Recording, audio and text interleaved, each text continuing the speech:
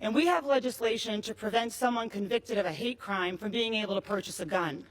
But what this chamber doesn't have enough of is willpower, doesn't have enough courage to act. For my colleagues across the aisle not keeping track, the massacre was the 130th mass shooting of the year. It was the 13th school shooting of 2023, and that's only if you count the time someone was injured or killed when a gun went off on school grounds. 13 times over the past 3 months, parents have dropped their children at the bus stop or at school. They told them they loved them, to have a great day, and that they'd see them when they got home. And then they got the call that every parent fears, the one that wakes us up in the middle of the night.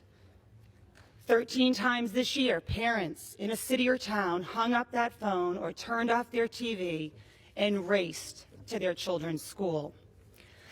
13 times parents waited behind police tape hoping to hear something about their son or daughter.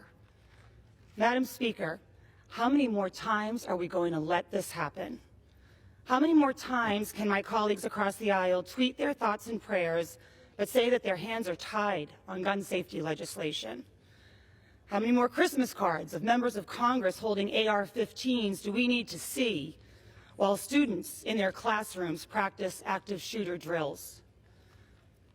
School shooting after school shooting, Congress has had the opportunity to act. We have the legislation to ban assault weapons, like the rifles used in Nashville on Monday. We have legislation to require background checks on every gun purchase so firearms aren't falling into the hands of people who shouldn't have them. And we have legislation to prevent someone convicted of a hate crime from being able to purchase a gun. But what this chamber doesn't have enough of is willpower, doesn't have enough courage to act.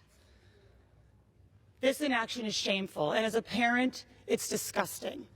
Apparently, the Republican leadership in the House thinks that the biggest issue facing our children today are the books in their library. Because while we have yet to take up a bill to stop school shootings, the #1 killer of our children in America, this chamber passed a bill last week to politicize our kids' education. A bill, by the way, that they didn't even have unanimous Republican support for. I mean, what are we doing here? I have to go home tomorrow and look my 8-year-old daughter in her eyes 1 week before she turns 9 and tell her that 3 more kids were shot and killed in their classroom. But Mama can't get half of her colleagues in the Congress to care enough to do anything about it. How can anyone in this chamber be okay with telling their kids or their grandkids that? How can you see the kids who are taking pictures right outside on the Capitol steps and do nothing to prevent their school from being next? How can we call ourselves the greatest country in the world when its elected leaders sit on their hands while children are murdered, hiding beneath their desks? We can't. And to those of you deflecting or giving up, you should be ashamed.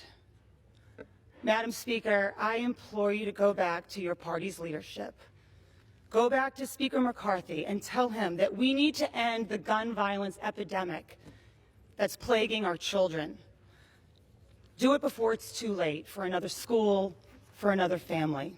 I yield back.